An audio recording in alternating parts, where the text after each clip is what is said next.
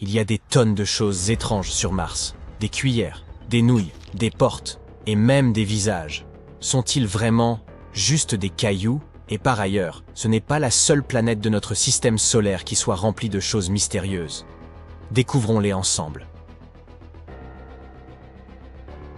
Récemment, on a découvert une chose étrange sur Mars qui s'apparente à un objet lisse, semblable à une cuillère. Il s'est attiré pas mal d'attention après avoir été repéré par le rover Curiosity de la NASA.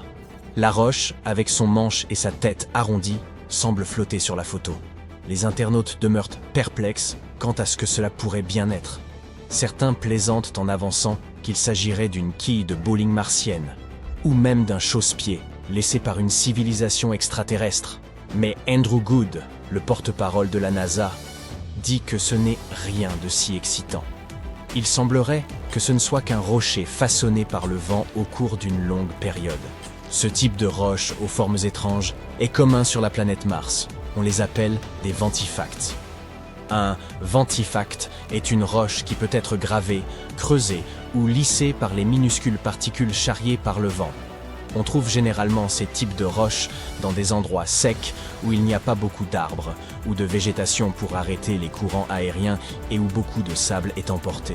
Parfois, le vent peut donner à ces ventifacts des formes vraiment étonnantes, comme ces rochers en forme de champignons que l'on peut observer dans le parc naturel du désert blanc égyptien.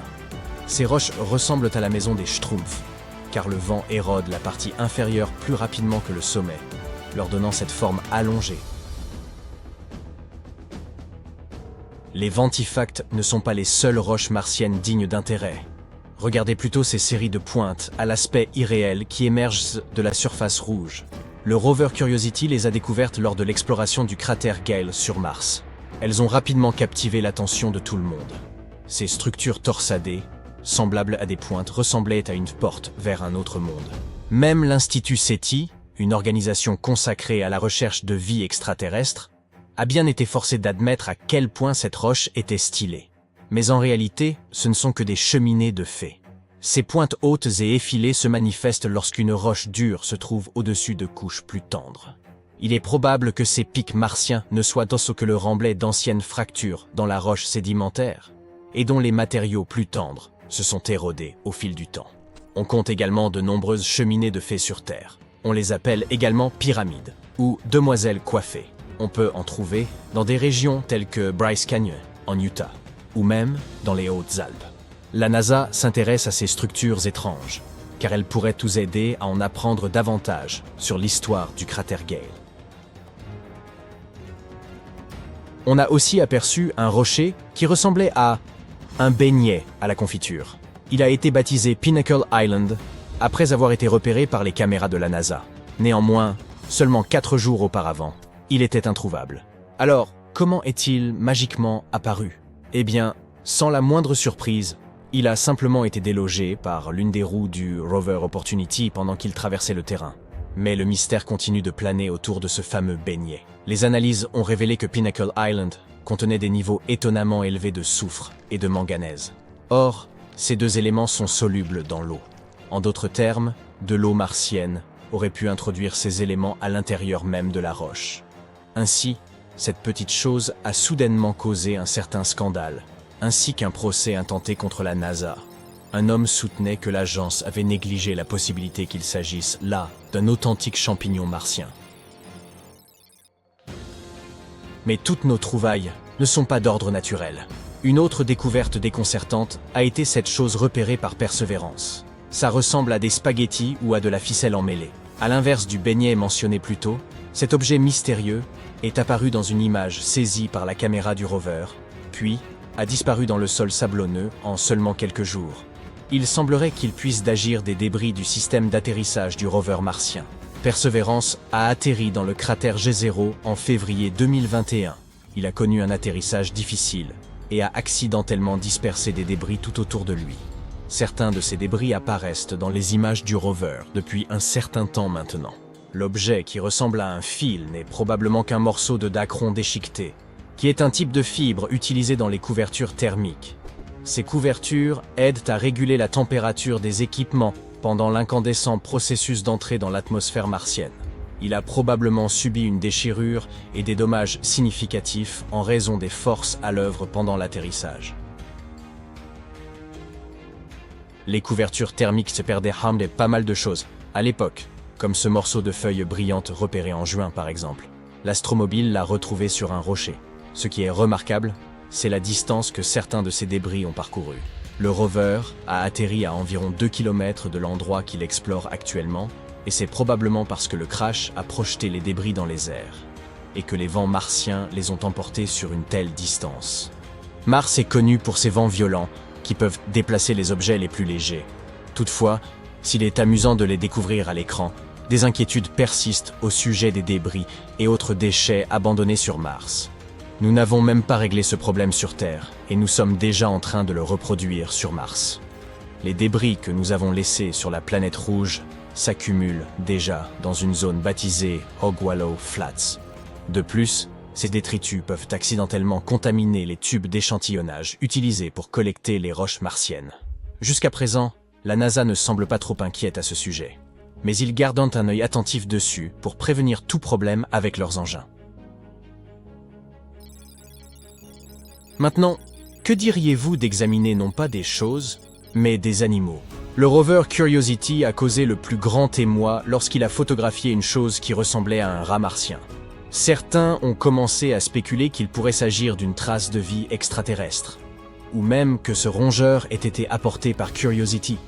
Mais le rat de Mars, une fois de plus, s'est avéré n'être qu'un étrange caillou.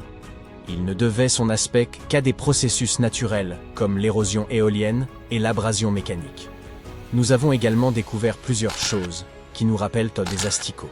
Curiosity a pris cette photo d'une formation ressemblant à des vers qui se tortillent à travers le paysage martien. En dépit de sa petite taille, cette formation se distingue par sa forme unique et sa texture rugueuse. Elle est probablement faite d'un matériau durable, résistant à l'érosion constante de la planète. Et enfin, notre découverte la plus mystérieuse est le visage de Mars. Cydonia Mensae est une région de Mars qui a captivé à la fois l'intérêt scientifique et celui du public. Elle se trouve dans l'hémisphère nord de Mars et se situe entre des régions constellées de cratères au sud et des plaines relativement lisses au nord. Il existe une théorie selon laquelle les plaines du nord auraient pu être autrefois des fonds marins. Peut-être Cydonia était-elle autrefois une zone côtière? Cet endroit déborde de caractéristiques aussi intéressantes que magnifiques, et qui nous apprennent beaucoup de choses sur l'histoire de la planète rouge. Mais sa particularité la plus intéressante reste le visage martien. Cette chose a suscité la plus grande attention depuis qu'elle a été repérée par l'orbiteur Viking 1 en 1976. Certains croyaient que c'était la trace d'une civilisation martienne depuis longtemps disparue. Au début, la NASA l'a rejeté comme n'étant qu'un jeu d'ombres et de lumière. Mais après quelques analyses, il s'est avéré que c'était, oui, encore un rocher. Nous avons également vu un visage d'ours, capturé par la caméra High Resolution Imaging Science Experiment. Dans cette image, on peut observer une faille suivant un motif circulaire, et qui ressemble à la tête d'un ours, avec deux petits cratères formant les yeux et une aspérité en forme de V qui en compose la truffe. Cette tête s'est probablement formée parce que quelque chose de lourd s'est retrouvé sur un ancien trou dans le sol. Celui-ci était rempli soit de lave, soit de boue. Le relief ressemblant à un nez est, quant à lui, censé provenir d'une éruption. Mais pourquoi continuons-nous de voir ces choses étranges sur Mars? Parfois, notre cerveau peut nous leurrer et nous laisser voir des choses telles que des visages ou des objets dans les rochers et la nature. Mais tout cela n'est qu'une illusion, appelée pareidolie. La pareidolie est un phénomène psychologique qui nous laisse voir des motifs ou des formes familières, surtout des visages, là où il n'en existe aucun. Cela se produit parce que lorsque le cerveau est confronté à quelque chose qu'il ne reconnaît pas ou ne comprend pas immédiatement, il essaie de se rappeler des choses qui y ressemblent le plus. Il perçoit ainsi des motifs, des textures ou des sons étrangers comme quelque chose de significatif et de reconnaissable. C'est pourquoi une chaise avec des vêtements dessus peut ressembler à une figure d'épouvante pendant la nuit. Cela vous fait également voir des visages ou des formes dans les nuages, ou déceler des sons reconnaissables et même des mots dans un bruit incongru. C'est une preuve fascinante de la complexité de notre perception. Mais nous devrions également nous prémunir contre cela, et ne pas trop laisser courir notre imagination. Des astronomes viennent d'annoncer qu'ils pensent avoir trouvé des signes de vie sur une planète située en dehors de notre système solaire. Ce monde lointain, baptisé K2-18b, se trouve à environ 124 années-lumière, dans la constellation du Lion. De quel type de vie s'agit-il? De petits hommes verts? De créatures tentaculaires aux allures de pieuvres? Eh bien, pas exactement. Commençons par définir ce qu'est la vie. C'est ce qui distingue les animaux et les plantes de la matière inorganique, comme la capacité de croître, de se reproduire et de changer. Maintenant, de quoi avons-nous besoin pour soutenir la vie? Si vous pensez à l'eau, vous avez raison. Les scientifiques pensent que K2-18b pourrait être recouverte d'océans, et si c'est le cas, elle pourrait abriter de minuscules formes de vie, des sortes de microbes. Des chercheurs britanniques et américains ont utilisé le télescope spatial James Webb pour observer l'atmosphère de cette planète. Ils ont trouvé des traces de deux substances chimiques très particulières. Sur Terre, seuls les êtres vivants peuvent produire ces substances.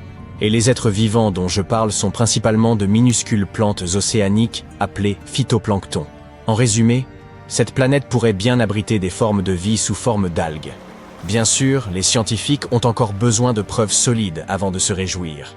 Nous devons garder à l'esprit qu'il est possible que ces composés chimiques aient été créés par quelque chose que nous ne comprenons pas encore. Pas nécessairement par des êtres vivants, mais tout de même. K2-18b est une planète imposante. Elle est plus de 8 fois plus lourde que la Terre et environ 2,5 fois plus grande. Ce qui la rend encore plus intéressante, c'est qu'elle se trouve dans la zone habitable autour de son étoile. Cela signifie qu'il n'y fait ni trop chaud ni trop froid. Juste ce qu'il faut pour que l'eau liquide puisse exister. Ce qui est essentiel à la vie, telle que nous la connaissons. Les astronomes étudient les planètes lointaines comme celle-ci en observant les variations de la lumière lorsqu'elle passe devant leur étoile. Cela leur permet de déterminer quel type de gaz se trouve dans leur atmosphère. En 2023, le télescope spatial James Webb a détecté du méthane et du dioxyde de carbone dans l'atmosphère de la planète dont nous parlons. Il s'agit de molécules à base de carbone, et c'était la première fois qu'elles étaient détectées sur une planète située dans la zone habitable d'une étoile. Les scientifiques ont également détecté le faible signal d'une substance chimique appelée DMS, qui est principalement produite par de minuscules organismes marins ici sur Terre. Ils ont donc de nouveau pointé le télescope vers la planète, en utilisant cette fois-ci un instrument capable de capter davantage de détails lumineux. Et ils ont trouvé des signes beaucoup plus nets de DMS et de certains composés chimiques apparentés. Cependant, ces signaux ne sont pas encore assez puissants. Ils n'ont pas atteint le niveau 5 sigma, un paramètre utilisé par les scientifiques pour confirmer leur découverte. De plus, même si ce DMS est bien présent, cela ne signifie pas automatiquement qu'il y a de la vie. Les scientifiques ont déjà trouvé du DMS sur une comète. Cela signifie qu'il peut être produit sans qu'aucune forme de vie n'intervienne dans le processus. Et pourtant, la quantité de cette substance sur K2-18b semble bien supérieure à tout ce qui a été observé sur Terre. C'est pourquoi certains astronomes sont convaincus qu'il provient d'un organisme. K2-18b est l'une des principales candidates pour ce que les scientifiques appellent une planète-océan. Ce terme désigne un monde vaste et aquatique doté d'une atmosphère riche en hydrogène. Ce n'est pas le genre d'endroit où vivraient des civilisations extraterrestres comme dans les films. Mais il pourrait abriter de minuscules formes de vie, comme les microbes qui peuplèrent les océans de la Terre il y a des milliards d'années. Une fois encore, tout le monde ne s'accorde pas sur le caractère réellement hospitalier de K2-18b. Certains scientifiques pensent également que les planètes de ce type sont peut-être trop proches de leur étoile pour conserver de l'eau à l'état liquide. K2-18b orbite autour de son étoile tous les 33 jours, ce qui est assez rapide, et pourrait signifier qu'il y fait trop chaud. C'est pourquoi certains experts affirment que même si la planète contient de l'eau, celle-ci pourrait être en ébullition. Ou peut-être ne s'agit-il pas d'eau, mais d'océans de lave. Cependant, la plupart des scientifiques s'accordent sur un point. Il convient d'attendre et de voir. Avec seulement 16 à 24 heures supplémentaires d'observation au télescope, les astronomes pourraient enfin confirmer ce qu'ils ont vu. Cela pourrait se produire dans les prochaines années.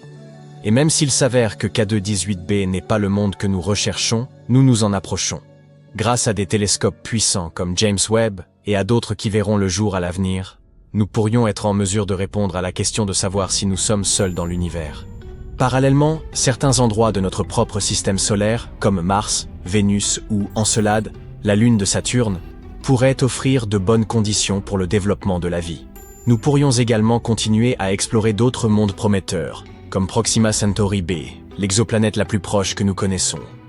Elle se trouve à seulement 4,25 années-lumière de nous et orbite autour d'une petite étoile appelée Proxima Centauri, dans sa zone habitable.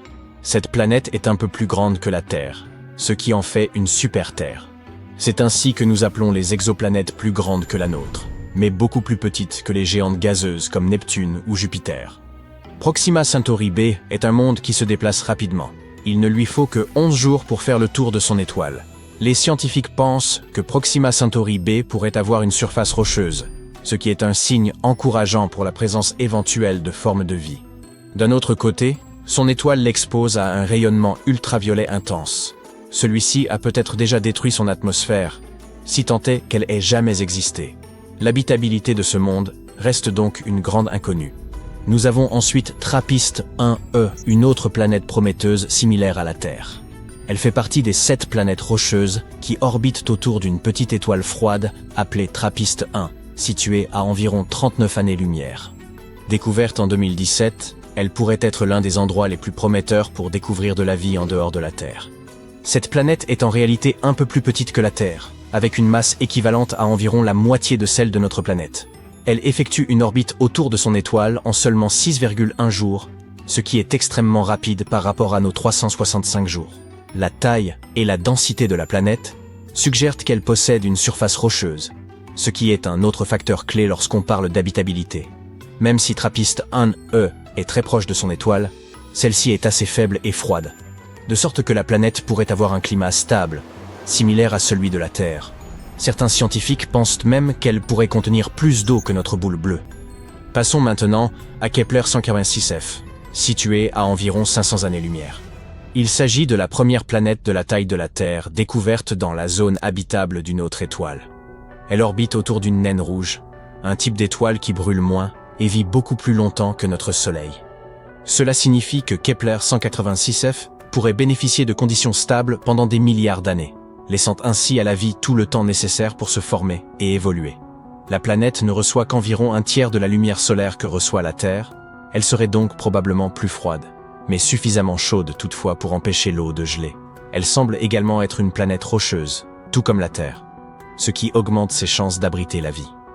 Que diriez-vous de visiter LHS 1140b, située à environ 40 années-lumière? Cette planète a une masse environ 5,6 fois supérieure à celle de la Terre.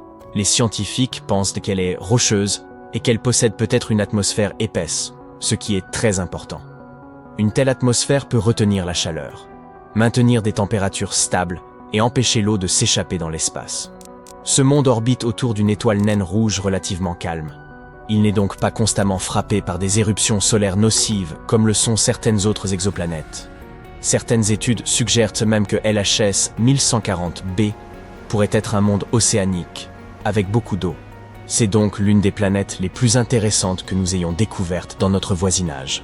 Enfin, nous avons Gliese 12b, que les astronomes appellent ExoVénus. Elle se trouve à 40 années-lumière de la Terre. Ce monde a à peu près la taille de Vénus et orbite autour d'une étoile naine rouge froide.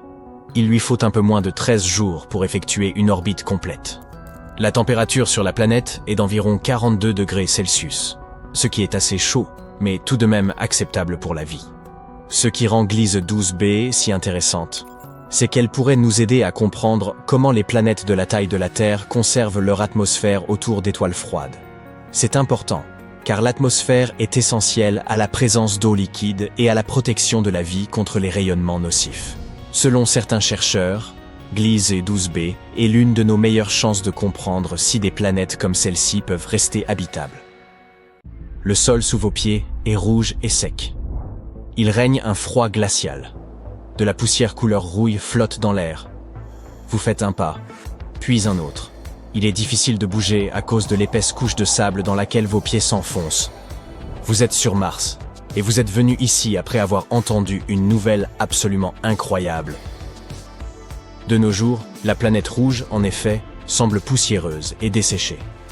Mais les chercheurs pensent que ce monde aurait pu être très différent, il y a très longtemps. Ils ont trouvé des traces d'un immense océan qui aurait pu exister à la surface de Mars il y a environ 3,5 milliards d'années. Et cet océan couvrait probablement des centaines de milliers de kilomètres carrés. Tout a commencé par de nombreuses images prises par satellite de la surface de la planète rouge. Elles ont été prises sous différents angles. En conséquence, les chercheurs ont réussi à dresser une carte en relief de la zone. Ils ont cartographié plus de 6000 km de formations spécifiques, qui avaient très probablement été sculptées par des rivières. Ces formations pourraient également être des canaux jadis creusés sur le fond marin. Les scientifiques ont exploité les données recueillies par l'orbiteur de reconnaissance de Mars en 2007. Ils ont analysé l'épaisseur des crêtes, leurs angles et leurs emplacements. Leur objectif principal était d'explorer la dépression topographique baptisée Aeolis Dorsa. Il s'est avéré que toutes ces années auparavant, cette partie de la planète rouge avait subi une série de changements constants. Ils auraient pu être causés par le mouvement rapide des roches, déplacés par les courants et les rivières, ainsi que par des augmentations notables du niveau de la mer. Les chercheurs ont également remarqué une frontière assez nette qui séparait les hautes terres du sud de Mars, élevées et fortement crénelées, des basses terres lisses de la planète. Cela ressemblait beaucoup aux rivages laissés par un océan gigantesque. Tout cela signifie probablement qu'à une époque ancienne, il y avait bel et bien un océan à la surface de Mars, et un très grand. Ce qui est encore plus excitant, c'est que l'existence d'un tel océan pourrait bien signifier celle de la vie. Cette découverte peut en apprendre beaucoup aux scientifiques sur le climat ancien de la planète rouge, ainsi que sur son évolution. Nous savons maintenant qu'il a dû y avoir une période sur Mars où la planète était assez chaude, et son atmosphère était assez dense pour retenir autant d'eau liquide. Ce qui est encore plus incroyable, c'est que le climat dans l'hémisphère nord de Mars il y a 3 milliards d'années aurait pu ressembler à celui que nous avons sur Terre aujourd'hui. Mais alors, où est passé cet océan maintenant? Que lui est-il arrivé? Peut-être que le climat de la planète rouge est devenu plus froid, et que la surface de l'océan a gelé. Il existe une théorie qui prétend qu'aujourd'hui encore, l'océan demeure dans son état congelé, profondément enfoui sous la couche de roches, de débris et de poussière, de la plaine nordique de Vastitas Borealis. Ou bien, les eaux de l'océan auraient pu être perdues dans l'atmosphère, et, finalement, dans l'espace à travers le processus dit de pulvérisation atmosphérique. Au cours de ce processus, les atomes sont arrachés de l'atmosphère après être entrés en contact avec des particules à haute énergie en provenance du Soleil. Quoi qu'il en soit, la théorie d'un océan qui aurait autrefois couvert une grande partie de l'hémisphère nord de Mars n'a pas encore été confirmée. Les scientifiques débattent toujours de son existence. Pour le moment, Mars est un monde très froid, avec une température moyenne de 62 degrés. La surface de la planète est rocheuse. Elle est recouverte de lits de lacs asséchés, de cratères, de volcans et de canyons. L'océan qui aurait pu exister sur Mars n'est pas la seule chose incroyable à propos de cette planète. Parlons de ces tempêtes de sable qui font rage sur la planète rouge. Dans les films, elles sont présentées comme des forces de la nature incroyablement puissantes, détruisant les camps des astronautes et réduisant leurs vaisseaux spatiaux en morceaux. Mais qu'en est-il réellement ? Mars est en effet célèbre pour produire des tempêtes de poussière si vastes qu'elles peuvent être vues par les télescopes sur Terre. Elles recouvrent parfois des zones de la taille d'un continent et peuvent durer des semaines. Mais en plus de celles-ci, il y a des tempêtes beaucoup plus rares qui se produisent une fois tous les 3 ans martiens, ce qui représente environ 5 ans et demi terrestres. Ces tempêtes sont plus grandes et beaucoup plus intenses que les tempêtes habituelles. Elles englobent toute la planète. C'est pourquoi les scientifiques les appellent tempêtes de poussière planétaire. En même temps, il est peu probable qu'une tempête globale puisse causer de graves dommages aux astronautes ou à leur équipement. Même si les tempêtes martiennes sont massives, la vitesse du vent y atteint au maximum 100 km/h. C'est moins de la moitié de la vitesse des ouragans sur Terre. De plus, cette comparaison des vitesses du vent peut s'avérer un peu trompeuse. La densité de l'atmosphère sur Mars ne représente qu'environ 1% de celle de notre planète. Cela signifie que le vent là-bas doit souffler beaucoup plus vite pour causer des dommages ou même faire voler un cerf-volant. Maintenant, passons au prochain phénomène incroyable observé sur la planète rouge. Vu de loin, cela ressemble à un œil. Il y a même des canaux sinueux qui ressemblent à des veines traversant le globule oculaire. Mais plus vous vous rapprochez, moins la formation ressemble à un œil. C'est en réalité un énorme cratère de près de 30 km de diamètre. Autour du cratère, qui ressemble à une pupille, Il y a d'autres cratères, encore plus grands. Ils se sont probablement formés il y a des milliards d'années. C'est à cette époque que Mars a dû essuyer plusieurs attaques de roches spatiales. Mais pourquoi le cratère oculaire est-il plus sombre que le paysage environnant? Les scientifiques pensent qu'autrefois, de l'eau remplissait cette immense fosse. Vous souvenez-vous de ces canaux? Ils acheminaient probablement cette eau. Et comme le cratère était rempli, cela a empêché certaines substances et minéraux de s'éroder. Votre prochaine destination est Val Marineris. C'est un énorme canyon, ou plutôt un système de canyons, qui s'étend le long de l'équateur de Mars. Il s'étend sur plus de 4000 km. Il est aussi 4 fois plus profond que le célèbre Grand Canyon sur Terre. Le canyon est si grand qu'il pourrait couvrir tout le continent américain, de l'océan Pacifique à l'océan Atlantique. La plupart des scientifiques pensent que Valles Marineris est une immense fissure tectonique dans la croûte de la planète rouge. Elle pourrait s'être formée lorsque la planète se refroidissait dans un passé lointain.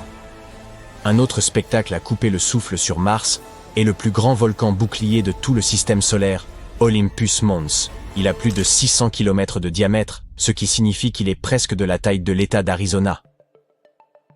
La montagne est également haute de 26 km et bordée de falaises incroyablement hautes. Pour imaginer la taille impressionnante de ce volcan, faisons quelques comparaisons.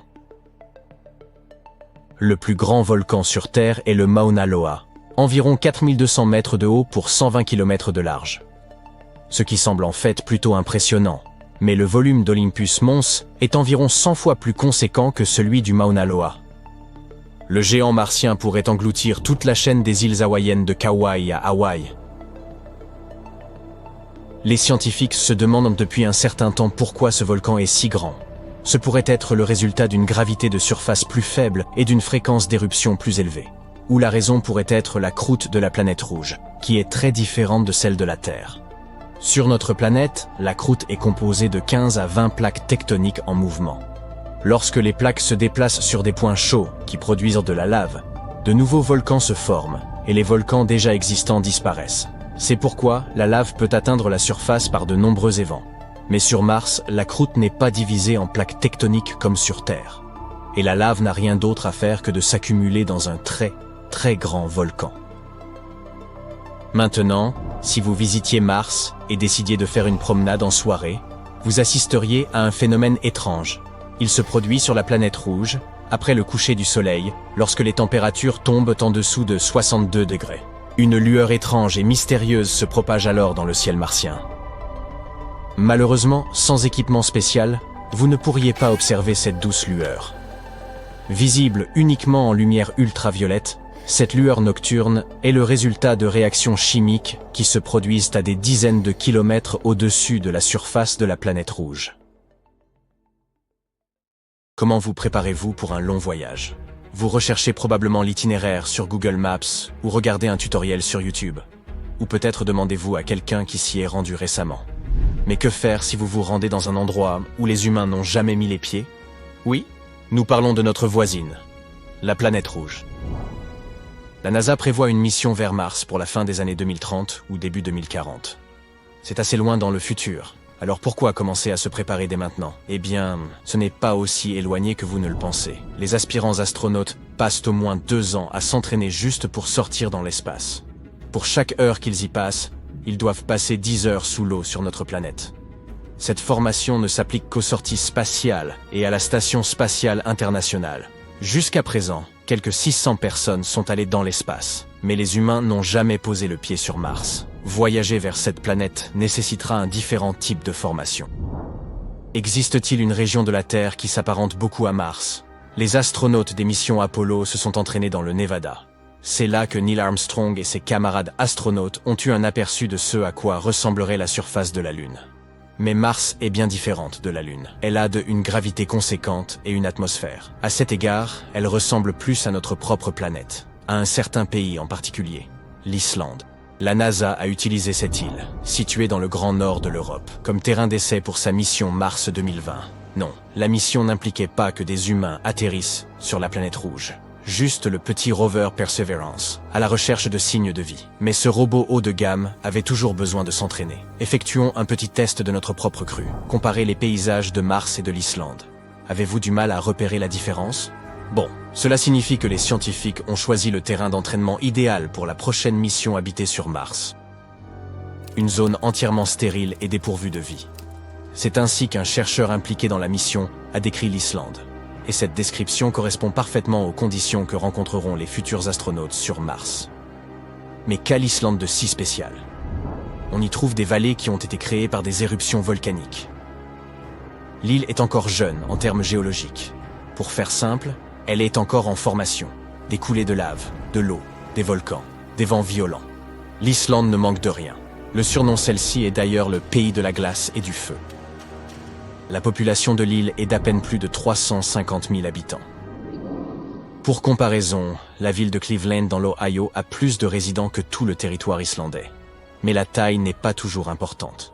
Vous vous rappelez de l'Euro 2016, lorsque l'Angleterre a perdu face l'Islande 2-1. Leurs joueurs sont devenus des stars du jour au lendemain, mais les Islandais sont plus proches des étoiles que vous ne le pensez. Le pays a sa propre agence spatiale, l'Iceland Space Agency. Et oui, vous avez bien entendu. À vrai dire, cette agence n'est en réalité composée que de 2 personnes qui tentent de promouvoir l'Islande comme analogue terrestre de la planète Mars. En bref, cela signifie que l'Islande ressemble beaucoup à la planète rouge. Le duo local voudrait pousser les scientifiques à choisir l'Islande comme terrain d'entraînement pour les futurs astronautes. Leur argument principal, c'est que ça revient moins cher. Envoyer des gens et du matériel dans l'espace est très coûteux, bien entendu. Si l'on en croit Elon Musk, chaque lancement de SpaceX coûterait environ 2 millions de dollars. C'est bien moins qu'un lancement typique de la NASA. Une grande partie de la recherche spatiale se déroule sur Terre. L'Antarctique est idéale pour étudier les terres froides et désolées de l'espace lointain. L'île d'Hawaï est parfaite pour explorer les tubes de lave et la composition des roches. Imaginez simplement la logistique nécessaire pour conduire des expériences dans ces 2 régions en même temps. C'est là qu'intervient l'Islande. Elle possède des environnements diversifiés qui sont relativement proches les uns des autres.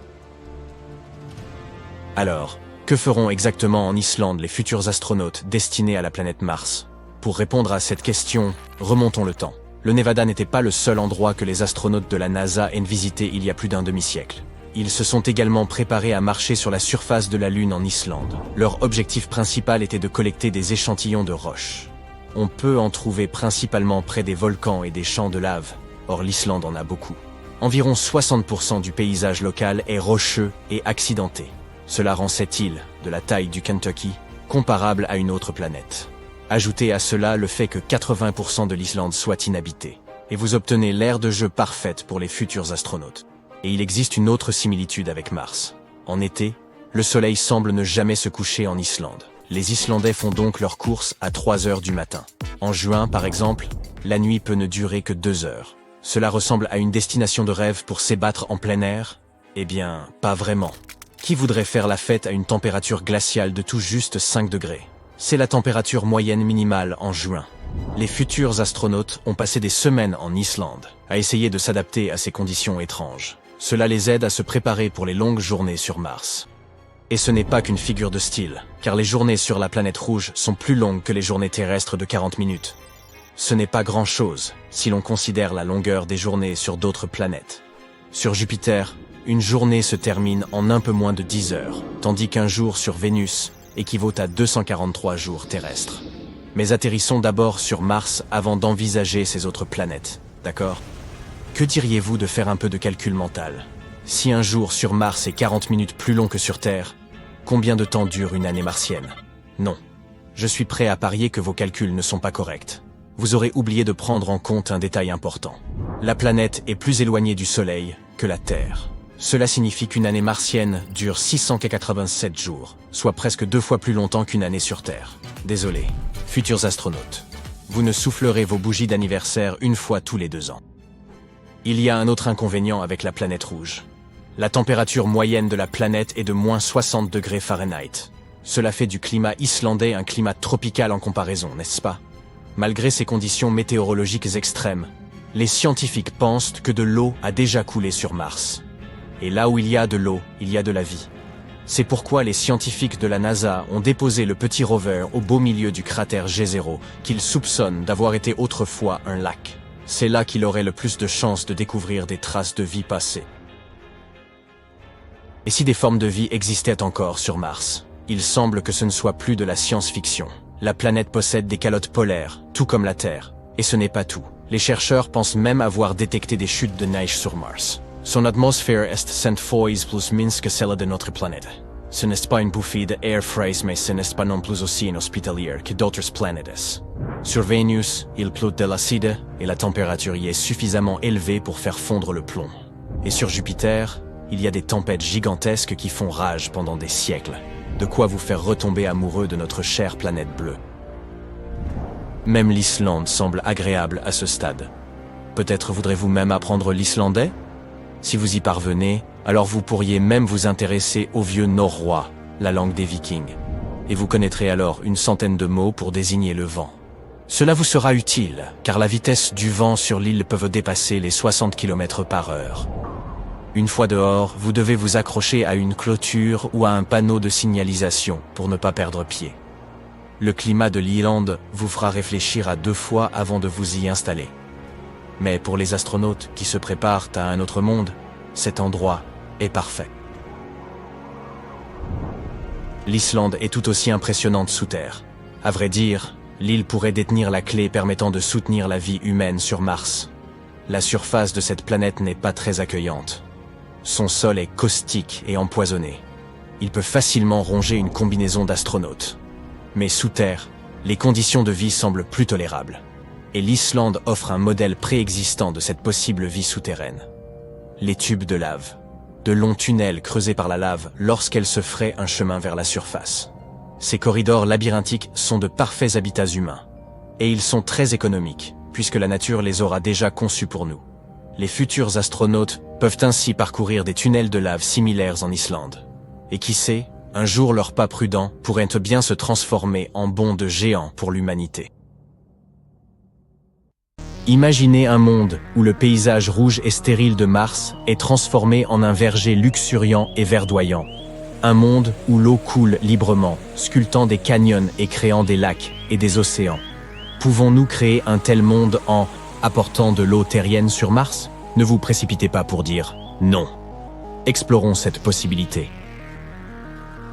Bien, disons que nous pourrions magiquement transporter toute l'eau de la Terre vers Mars. Cette cargaison immense serait une folie en termes d'ingénierie et de logistique. Alors, comment ferions-nous?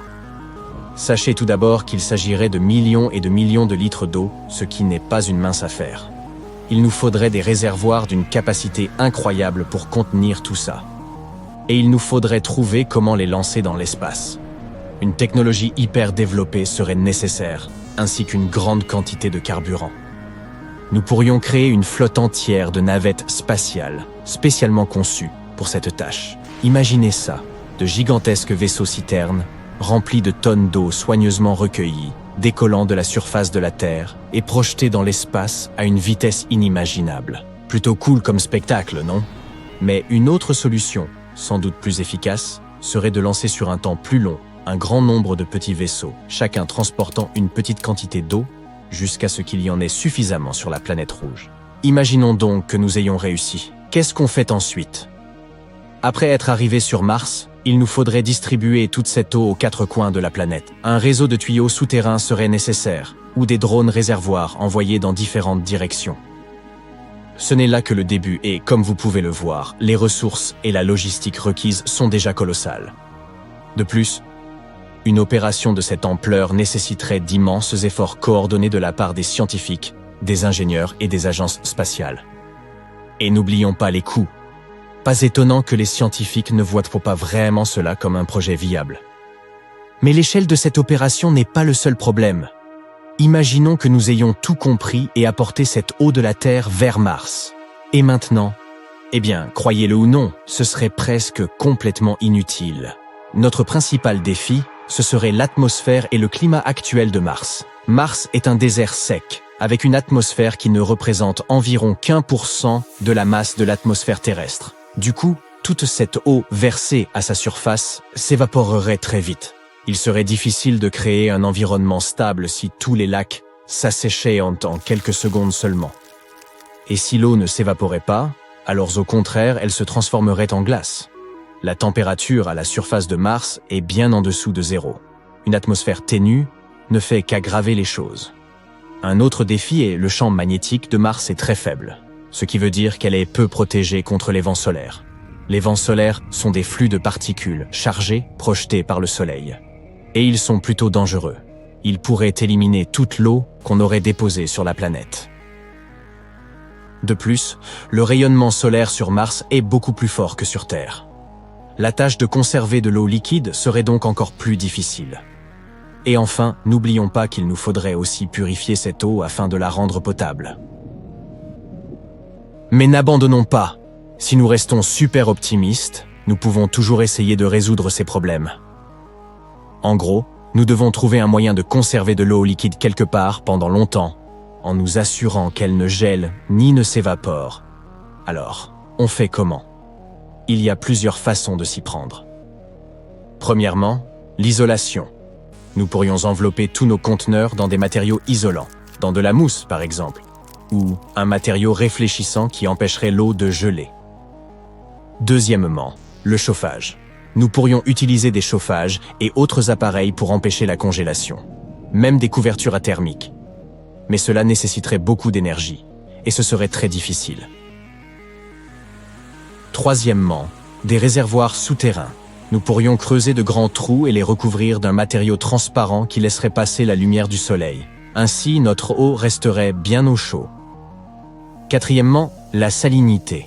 Ajouter une petite quantité de sel ou d'autres minéraux dissous dans cette eau peut abaisser son point de congélation. Mais il nous faudrait énormément de sel pour les quantités dont nous parlons. Cette méthode n'est pas très efficace. Et enfin, cinquièmement, une serre. Nous pourrions construire une serre ou une autre structure capable de capturer la chaleur pour créer un environnement semblable à celui de la Terre. Cette option est probablement la meilleure. Après tout, une serre nous permettrait également de faire pousser des plantes et d'autres organismes. Hurrah, la vie! Bien, admettons que nous avons découvert un moyen de stocker notre eau sur Mars et de la conserver à l'état liquide. Et maintenant, quel impact cela aurait-il sur Mars? En fait, ce serait formidable. Si nous déversions toute cette eau sur Mars, le climat de ce désert rouge en serait radicalement transformé. Tout d'abord, nous pourrions créer ce qu'on appelle un effet de serre. C'est lorsque les gaz dans l'atmosphère d'une planète retiennent la chaleur, provoquant une augmentation de la température globale. Et oui, c'est plutôt mauvais pour la Terre. Mais pour Mars, dont les températures varient entre 21 degrés Celsius et moins 129 degrés Celsius, ce serait génial. Cela pourrait entraîner un épaississement de l'atmosphère et conduire à la fonte des calottes glaciaires. Ne serait-ce pas incroyable? D'un désert stérile, Mars deviendrait soudain une Terre 2.0. Cela signifie également que l'atmosphère de la planète changerait. Par exemple, les modèles météorologiques. Des nuages se formeraient sur Mars. La pluie commencerait à tomber. Et la pluie, comme nous le savons, fait passer l'eau d'une région à une autre. Ce qui signifie que la végétation serait régulièrement arrosée. Mais tout ça n'est que spéculation. Nous ne pouvons pas être complètement sûrs du type d'impact qu'un transport d'eau sur Mars pourrait avoir sur le climat de la planète. Peut-être que pour créer cet effet de serre, il nous faudrait beaucoup plus d'eau que ce que nous pouvons transporter. Mais si malgré tous ces défis, nous réussissions notre mission et rendions Mars plus chaude et plus humide, la vie y naîtrait-elle? Malheureusement, c'est très improbable. Oui, l'eau est cruciale au développement de la vie. Mais ce n'est pas tout ce dont nous avons besoin. La composition du sol martien n'est pas très favorable à la vie. Il est constitué du régolithe, qui est lui-même essentiellement composé de poussière, de sable et d'autres matériaux qui n'ont pas grand-chose à apporter aux plantes et autres organismes. Théoriquement, nous pourrions terraformer Mars. La terraformation est une modification graduelle d'une planète, un lent processus qui lui permet un jour d'abriter la vie. Mais c'est extrêmement complexe, difficile et coûteux. Et au fait, que deviendrait notre Terre dans cette histoire? Nous lui avons volé pas mal d'eau, n'est-ce pas? Du point de vue de la Terre, ce transport d'eau vers Mars nécessiterait une énorme quantité de ressources, de l'énergie mais aussi différents matériaux. Et la quantité d'eau nécessaire serait littéralement stupéfiante. Une perte aussi importante dans les réserves terriennes aurait un impact significatif sur notre planète, surtout dans les régions où l'eau est déjà rare. Donc, en gros, c'est vraiment une mauvaise idée, peu importe le point de vue. Oui, Ça peut sembler intéressant, mais ce n'est pas du tout un projet viable. Cela nécessiterait trop de ressources, trop d'argent, et ça ne vaudrait même pas le coup. C'est pourquoi les scientifiques et les agences spatiales ne prennent pas cette idée au sérieux. En outre, nous avons des objectifs beaucoup plus réalistes et réalisables dans le domaine de l'exploration martienne. Par exemple, nous étudions la géologie, l'atmosphère et la possibilité d'une vie passée ou présente. Nous espérons ainsi trouver des ressources capables de constituer la base de futures explorations humaines. En somme, nous avons encore pas mal de travail avant de pouvoir commencer à envisager sa colonisation. Écoutons donc de près ce que nous disent nos scientifiques. Ah, quelle belle famille cosmique. Voici Mars. Je parie que tu l'as déjà rencontré.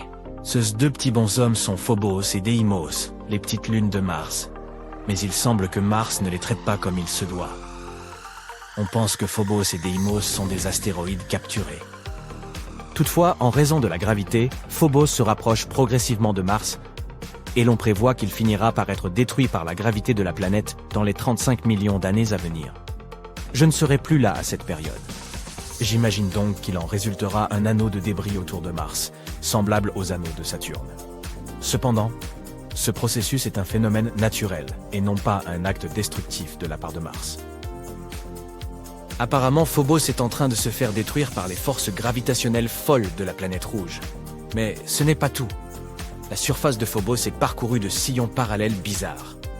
On pensait que ces sillons étaient dus à la chute d'un astéroïde.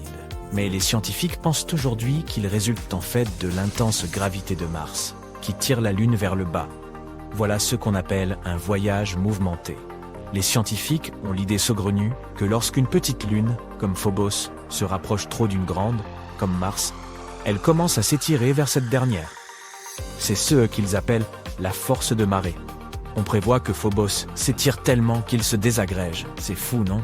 Et les débris de la Lune formeront un petit anneau autour de Mars, tout comme les anneaux de Saturne. Certains pensaient que les rayures tigrées de Phobos étaient dues aux forces de marée. Mais cette théorie a été écartée parce que la Lune est trop duveteuse.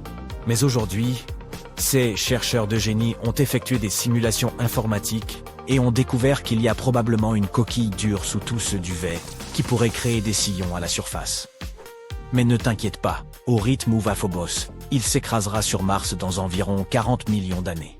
Mais si les forces de marée le déchirent déjà, il pourrait ne pas durer aussi longtemps. Cependant, nous aurons encore l'occasion d'en apprendre davantage sur Phobos. La NASA vient de sélectionner 10 chercheurs de renom, originaires de tous les États-Unis, pour faire partie de l'équipe de travail scientifique de la mission MMX, Martian Moons Exploration de la JAXA, l'agence d'exploration aérospatiale japonaise. En tant que scientifiques participants soutenus par la NASA, ils aideront la JAXA à explorer les deux lunes martiennes, Phobos et Deimos. Ils prévoient même d'atterrir sur Phobos et de prélever un échantillon de sa surface. Le lancement de la mission est prévu pour 2024 et nous mettrons la main sur cet échantillon en 2029. 7 des heureux chercheurs utiliseront les instruments de volume MMX pour mener leurs recherches. Phobos est une véritable bizarrerie. Il ne mesure que 27 km de large et orbite autour de Mars à une distance de 6000 km. Pour être plus précis, c'est bien plus près que la Lune de la Terre, qui met 27 jours à tourner autour de nous. Mais Phobos est dans une spirale de mort vers Mars et tombe lentement vers la surface de la planète à une vitesse de 6 pieds tous les 100 ans. Mais il doit y avoir une raison pour que Mars agisse aussi méchamment, non? Et si c'était par simple vengeance? D'accord, imagine un peu. Mars s'occupe de ses affaires. Elle est chaude et humide comme une jeune Terre. Elle dispose d'un champ magnétique qui la protège des radiations cosmiques et maintient une atmosphère agréable et épaisse. La vie est belle. Mais voilà qu'au moins 20 astéroïdes, chacun de la taille d'un petit pays, viennent s'écraser sur Mars comme dans une gigantesque partie de whack-a-mole cosmique. L'un d'entre eux laisse même un cratère de près de 2000 miles de large.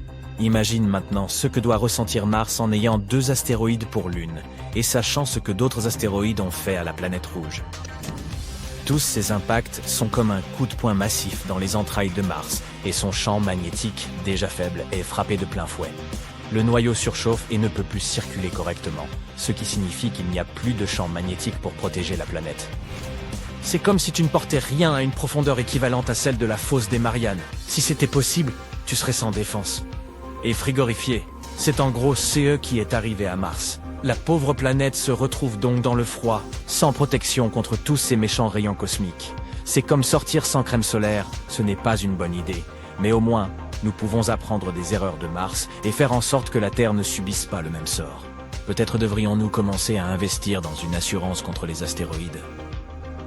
Mais croyez-moi, la planète rouge n'est pas du tout méchante. En fait, elle est plutôt amicale. Alors que Mars semble être assez dur envers Phobos, il y a une chose qui pourrait prospérer avec son aide. Une équipe de scientifiques a trouvé le moyen de faire pousser du riz sur Mars. Oui, tu as bien entendu. Ils ont utilisé le MMS. Pas le moyen dépassé d'envoyer des photos, mais un sol spécial appelé Morave Mars Simulant. Il est censé imiter le sol martien. Mais voilà le hic. Le sol martien contient des sels de perchlorate qui peuvent être toxiques pour les plantes. L'équipe a donc cultivé 3 types de riz, un normal et 2 modifiés par des mutations génétiques qui les rendent plus aptes à gérer le stress comme la sécheresse ou la salinité. Et devine quoi? Les souches mutantes ont pu s'enraciner dans un sol contenant 1 gramme de perchlorate par kilogramme. Bravo à la Terre martienne. Mais attends un peu. Le riz cultivé dans le MMS n'a pas donné d'aussi bons résultats que celui cultivé dans du terreau ordinaire. L'équipe a donc décidé de mélanger un quart du terreau avec le simulant martien, et voilà. Les plantes ont commencé à mieux se développer. Ces scientifiques ne pensent pas seulement à nourrir les martiens. Ils veulent aussi voir si leurs découvertes peuvent aider à cultiver des plantes dans des endroits de la Terre où la salinité est élevée. Le projet a démarré lorsque 2 chercheurs se sont rencontrés autour d'un café et ont décidé d'essayer de faire pousser des plantes ensemble. C'est bien, non? Mais si l'on veut cultiver du riz sur Mars, il faut faire venir des quantités folles d'eau de la Terre, car il n'est pas facile d'étancher la soif de cette plante. Tu as raison, il faut environ 1700 litres d'eau pour faire pousser une livre de riz. Mais devine quoi? Des scientifiques ont récemment fait une annonce révolutionnaire lors de la Lunar and Planetary Science Conference au Texas. Ils ont trouvé un glacier relique près de l'équateur de Mars. C'est exact, il y a de la glace d'eau sur Mars, même près de l'équateur. C'est une grande nouvelle qui pourrait signifier qu'il y a encore plus de glace juste sous la surface. Il ne s'agit pas de n'importe quel glacier, mais d'un glacier relique dont la longueur est estimée à 6 km et la largeur à 4 km. C'est la taille d'une petite ville. Il présente toutes les caractéristiques d'un glacier, y compris les champs de crevasses et les bandes de moraines. Mais attention, il ne s'agit pas de glace, mais d'un dépôt de sel qui s'est formé sur le glacier tout en préservant sa forme. Comment ce dépôt de sel s'est-il formé? Il se trouve que les matériaux volcaniques qui recouvrent la région pourraient y être pour quelque chose. Lorsque ces matériaux entrent en contact avec la glace d'eau, des sels de sulfate peuvent se former et s'accumuler pour former une couche dure et croûteuse. Au fil du temps, l'érosion a éliminé les matériaux volcaniques, exposant les sulfates et révélant les caractéristiques uniques du glacier. Ce glacier est jeune. Il date probablement de la période géologique amazonienne. Cela signifie qu'il y a eu de la glace à la surface de Mars dans un passé récent. Qui sait quels autres secrets glacés Mars cache? Mais attends un peu, il y a encore des recherches à faire. Les scientifiques doivent déterminer s'il y a encore de la glace d'eau préservée sous le dépôt de sel ou si elle a entièrement disparu. Et s'il y a encore de la glace d'eau à faible profondeur près de l'équateur, cela pourrait avoir des implications majeures pour l'exploration humaine. Imagine que tu puisses extraire de l'eau du sol dans un endroit plus chaud. Cela changerait la donne. Voyons donc ce que ces scientifiques découvriront d'autre sur notre voisine rouge préférée. Peut-être qu'un jour, nous pourrons même visiter la statue du glacier de sel en personne. À la prochaine. Imagine que tu sois l'une des premières personnes envoyées pour explorer Mars. Alors que tu approches de la planète rouge, quelque chose d'étrange et d'effrayant attire ton attention. Là, oui, juste là. Ne ressemble-t-elle pas à une tête d'ours en peluche? Qui donc, pourrait bien avoir créé le museau d'un ours au beau milieu d'un cratère? Hélas, ou devrait-on dire heureusement, cette tête d'ours n'a rien de mystérieux. Il s'agit seulement d'un exemple frappant de pareidolie faciale. Il s'agit d'une tendance très humaine à distinguer des visages dans les objets du quotidien. Mais en parlant de cette découverte martienne, devrions-nous renommer le phénomène en pareidolie de l'ours? D'accord, regarde plutôt ça. Tu vois cette colline en forme de V qui ressemble à un nez. Ensuite, il y a 2 cratères qui ressemblent à des yeux. Enfin, une fracture circulaire, la tête entoure le nez et les yeux. Les experts pensent que ce visage a pu être créé lorsqu'un dépôt s'est déposé sur un cratère d'impact enfoui. Quant au nez, il pourrait s'agir d'une cheminée volcanique ou de boue, entourée de coulées de lave ou de sédiments solidifiés. Quoi qu'il en soit, ce cratère ressemble à la tête d'un ourson. Ça, on te l'accorde. Mais grâce à IRIS, la caméra High Resolution Imaging Science Experiment de la sonde Mars Reconnaissance Orbiter, un autre des très nombreux acronymes de la NASA, nous avons pu observer beaucoup d'autres cratères bizarres sur la planète rouge, comme des visages souriants, un oiseau ou un éléphant. Tout d'abord, jetons un coup d'œil au célèbre « Visage de Mars ». Ces images ont été prises pour la première fois par l'Orbiter Viking en 1976. À l'époque, la résolution était évidemment très faible et l'éclairage se trouvait incliné. Ce qui a produit ce résultat qui a choqué les gens dans les années 1970. Un visage taillé dans la roche qui regarde vers la Terre. Cela signifiait-il qu'une autre civilisation sur Mars avait créé ce monument? Non. Regarde donc une photo du même endroit prise par l'actuel Mars Reconnaissance Orbiter. La résolution est bien meilleure, et le visage s'est miraculeusement transformé en une colline ordinaire. Ou encore, ce tout petit Bigfoot, dont l'image a été prise en 2008. On dit tout petit, parce que cette créature ne mesure que quelques centimètres. Et lorsque la photo a été prise, Bigfoot ne se trouvait qu'à quelques mètres de l'appareil. Et ici, un petit curieux a zoomé sur un rocher, et a repéré quelque chose qui s'apparentait à un gorille. C'est ainsi que certains ont commencé à croire qu'il y avait des singes sur Mars. Oui, vraiment. Permets-nous de te présenter quelques autres exemples de créatures et de visages imaginaires de la planète rouge. La plupart d'entre eux proviennent d'une série d'images prises par la caméra Thémis. Elle se trouve actuellement à bord de la sonde Mars Odyssey, qui n'a besoin que de 2 heures pour accomplir une orbite autour de la planète rouge et qui transporte d'importants instruments scientifiques. Faisons maintenant la connaissance de My Happy Martian. Ce cratère de 3 km de large a été photographié en 2008. La chaîne de cratères suivante ressemble à une grosse abeille, avec ses ailes faites de débris d'impact. L'ensemble a probablement été créé par une météorite tombée à un angle très incliné, et qui s'est brisée en morceaux juste avant l'impact. Vois-tu ici un mammouth laineux ou un éléphant? Les coulées de lave d'une région de Mars ont imprimé cette image sur son sol rougeâtre. La région elle-même, appelée Elysium Planitia, est célèbre pour arborer les plus jeunes coulées de lave de la planète. Par exemple, celle qui ressemble à un éléphant s'est probablement formée au cours des 100 derniers millions d'années. Ah, ça ne me rajeunit pas. Parlons maintenant d'amour, ou plutôt de son symbole, le cœur. Tu aimes ces 2 cœurs à la surface de la planète rouge? Celui-ci est en fait le sommet d'une mésa soulignée par le gel environnant. Et cette forme de cœur-ci est due à un cratère d'impact qui a arraché les matériaux sombres de la surface et exposé un sol plus clair en dessous. Une partie de ces matériaux a probablement volé au loin, créant ainsi ce cœur. Et voici un colibri couvert de poussière. Peux-tu distinguer son long bec et sa tête? Les scientifiques ne savent pas exactement comment cette forme est apparue, mais ils pensent que l'érosion et le vent ont joué un rôle dans sa création. Les dépôts minéraux sombres sur ces dunes ressemblent à un loup hurlant à la lune. Et ici, vois-tu une série d'engrenages imbriqués? Et cette image-là ressemble à la lettre T, n'est-ce pas? Ces fractures à angle droit ont été créées par l'étirement tectonique de la croûte martienne. Penses-tu que nous pourrions découvrir d'autres lettres de l'alphabet sur Mars? Pourquoi pas, après tout?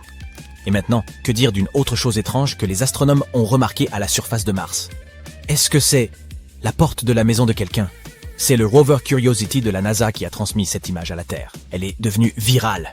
Parce que cette formation juste ici, tu vois, ressemble à s'y méprendre à une porte. Malheureusement, les scientifiques, fidèles à leur esprit cartésien, n'ont pas tardé à nous décevoir. Ils ont avancé qu'il s'agissait simplement d'un élément naturel du paysage martien. Plusieurs indices leur ont fait penser qu'il ne s'agissait pas d'une véritable porte. Par exemple, l'ouverture est minuscule, à peine 1 mètre de haut. Ils sont persuadés que ce que nous prenons pour une porte n'est en fait qu'une anfractuosité dans la roche créée par des forces naturelles, comme le vent et l'érosion. Si tu regardes la roche de près, tu remarqueras peut-être des strates, c'est-à-dire des couches de limon qui ressortent parce qu'elles sont plus dures que le matériau qui les entoure. Ces strates plongent ici, à gauche, et un peu plus haut, à droite. Elles sont probablement apparues il y a environ 4 milliards d'années, dans le lit d'une rivière ou une dune balayée par le vent. Depuis que ces strates sont devenues invisibles, les puissants vents martiens les ont encore plus érodées. Et regarde plutôt ça, tu vois ces fissures? C'est ainsi que les roches se dégradent sur la planète rouge. Cette petite grotte s'est probablement formée lorsque plusieurs fractures ont traversé les strates. Un rocher assez gros a pu s'effondrer sous son propre poids, et c'est ainsi qu'est née l'ouverture en forme de porte. Cette théorie semble tout à fait plausible, car même si la gravité sur Mars n'est pas aussi forte que sur Terre, elle l'est tout de même suffisamment pour accomplir cela. D'ailleurs, tu vois ce rocher à droite de l'ouverture? Il présente un bord vertical étrangement lisse. Ce doit être lui le responsable, et il s'est probablement affaissé il n'y a pas si longtemps. Mais la planète rouge n'est pas la seule à pouvoir se targuer de ces formations inhabituelles. Prenons par exemple cette comète. Cette image a été prise par la sonde européenne Rosetta en 2014. Vois-tu un visage sur son côté droit? Ou prends encore la Lune. Voici son célèbre lapin. Il est assis à l'envers, les oreilles dirigées vers le bas. Certains voient aussi un homme sur la Lune. Il peut s'agir de son visage ou de son corps tout entier. Si quelqu'un distingue la figure humaine dans son ensemble, il aura généralement l'impression qu'elle porte un bâton. Parfois, il s'agit d'un crapaud. Pour le repérer, il suffit de regarder en haut à gauche de notre satellite. Le crapaud est tourné vers le haut, tu vois? Maintenant, regarde cette étoile à neutrons qui tourne sur elle-même.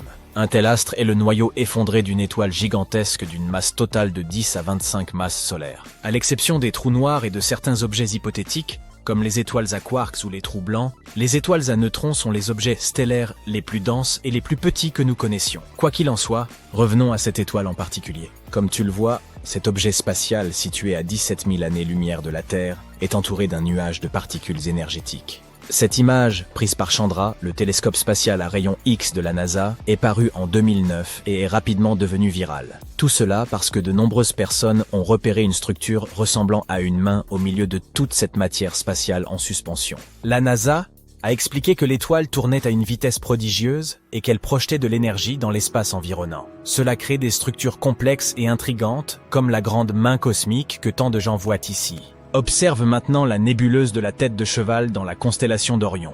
Il s'agit d'un nuage sombre et glacial de poussière et de gaz qui a été observé pour la première fois en 1888. Cette ombre est sculptée dans la poussière même. À la base de la nébuleuse, on compte de nombreux points lumineux. Ce sont de jeunes étoiles en cours de formation. Observe plutôt cette étoile extrêmement brillante en haut à gauche de la tête de cheval. Son rayonnement est si intense que l'étoile commence à éroder le nuage qui l'entoure. Cela signifie que dans des millions d'années, la nébuleuse pourrait ne plus ressembler à une tête de cheval. Nous, on ne sera plus là à ce moment-là.